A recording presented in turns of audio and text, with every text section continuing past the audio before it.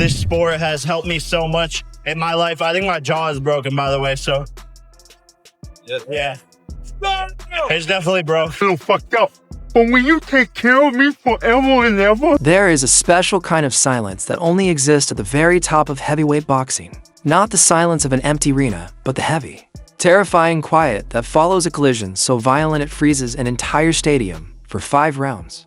The world watched a social media disruptor try to outmove a mountain. But in the 6th round, the mountain moved. When Anthony Joshua's right hand landed, it wasn't just a punch. It was a brutal reality check. My mom wanted me not to fight Anthony Joshua. I should have listened to my mom. My dad pushed me to this now. I'm alone in the hospital. Got to eat liquid now. Anthony Joshua, be ready for a rhythm. The image of Jake Paul face down on the canvas is already burned into boxing history. But what happened after the knockout is what truly shook the boxing world.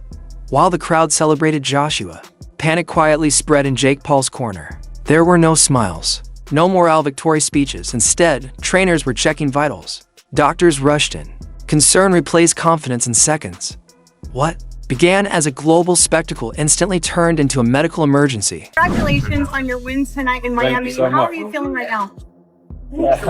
Calm, chilled, good to get the win, but there's a lot I could have done better. So a bit of mixed emotion. Like what? Could have done a lot better, cut the ring off, maybe done what I done in the 6th, third, the 2nd, even in the 1st.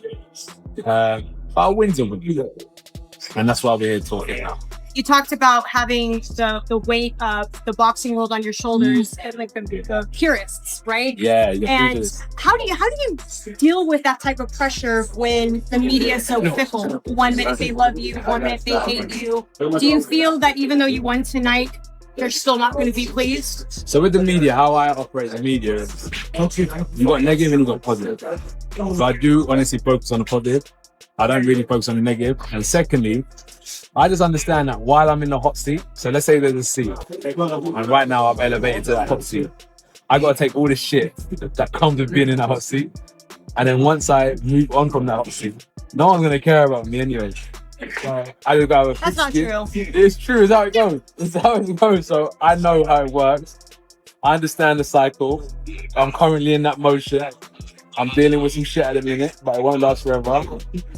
Have some tough skin, and then in a couple of years, I'll be sitting back watching someone else deal with that shit. Thank you, go on, Jam, have some tough skin, you'll be alright. Thank you. Thank you so much. Good to see you, Michelle. Great to see you too. Fight fans, God bless. Anthony Joshua stood calmly in the center of the ring, a cold reminder that while boxing may be entertainment for some, it remains a dangerous blood sport. Backstage, the mood shifted from shock to fear.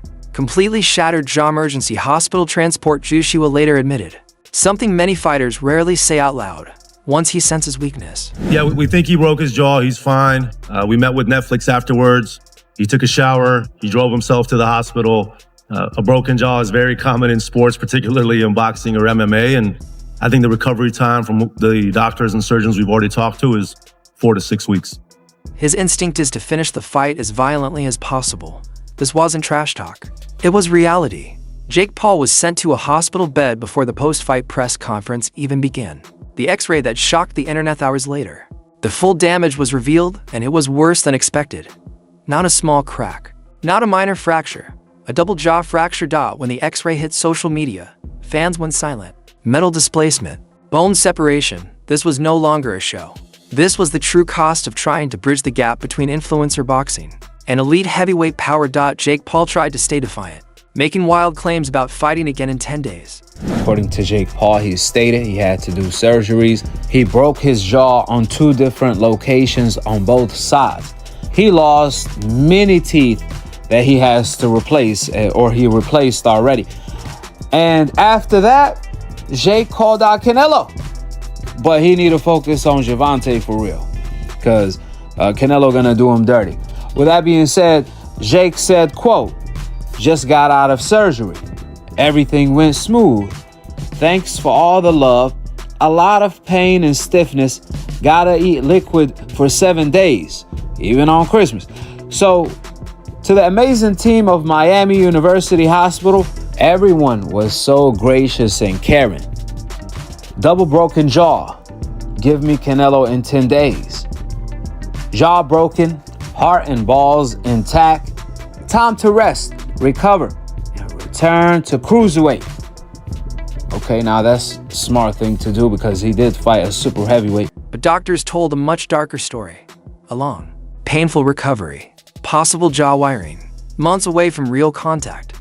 The confidence remained, but the body had its own limits soon. One word dominated headlines: retirement, while some used it for clicks. The real truth is simpler. Jake Paul is now forced into an indefinite break. You don't bounce back from a shattered face overnight. Paul once spoke about having a big heart and being a disruptor. But even the biggest heart can't protect a broken jaw inside Jake's camp. The response was defensive. Logan Paul stepped in as the protective brother, calling Jake a warrior and saying his spirit can't be broken. But boxing doesn't reward spirit alone. Tried my best. Jake done well while it lasted, but if you remember what I said in the interview with Cameron is, fighting's not just physical, it's psychological. And when you understand the psychological warfare, I did say to you is that, Jake, what's gonna happen? I'm gonna see a time when I'm gonna take your soul and you're either gonna give up or you're gonna get knocked out. And unless you have that instinct, you just will never be a good fighter. So I wish that I could have knocked him out at the start. But as we saw tonight, Jake has spirit. He has some heart. He tried his best, and I take my hat off to him because, number one, a lot of fighters haven't got in the ring with me, and Jake did. And secondly, even when he got knocked down, he kept on trying to get up, and I take my hat off to him. So America, I think you have someone who could potentially, if he still has the heart for it, come back again, dust the dirt off his shoulder, and come again and maybe sell out this center sometime in 2026, maybe against a Gervonta Davis, a Ryan Garcia. Skill does. Durability does. The influencer boxing bubble finally hit a wall it couldn't talk its way through. For critics, this result was never a surprise, only a matter of time, adding fuel to the fire. Tyson Fury reacted in classic fashion. Instead of praising Joshua, Fury mocked the win, claiming he would have finished Jake Paul even faster. It was a typical heavyweight mind game. But it revealed something important. Strangely enough, Jake Paul's loss may have accelerated the road toward a Joshua versus Fury showdown, even in defeat. Jake lost because of the size difference, not because of the skill difference. AJ was hanging on that neck, pushing him down. And when you have someone that heavy constantly doing that, it does suck the energy out of you. AJ talked about sucking out or taking out the man's soul. He didn't take out his soul. He did take out his energy, and that's when he was able to get the finish. And just a quick follow-up. Obviously, we don't want to look too far into the future. I know you said Jake wants a break. He's going through some, he's coming off a tough fight. But I mean, like it seems written on the wall that would be an obvious fight to, look forward to in the future. Could you see Jake versus Francis Ngannou? The whole situation with Francis was very confusing to me. And he's done a couple of interviews, back and forth on terms of how he thought about our conversation. I think Francis is a revolutionary when it comes to fight sports. He stood up against the UFC, showed what kind of man he is. And this process was just, again, a little bit confusing for me, given who he is as a human being. TV, what did I just watch? All right.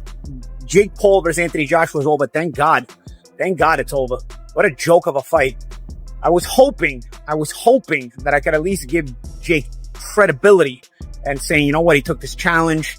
Even if it's for a lot of money, he still had the guts to walk to the ring and all this stuff. I was hoping, you're going to get knocked out anyway, dude. Like, I was hoping I could say, because he earned the respect of boxing fans by going out on his shield.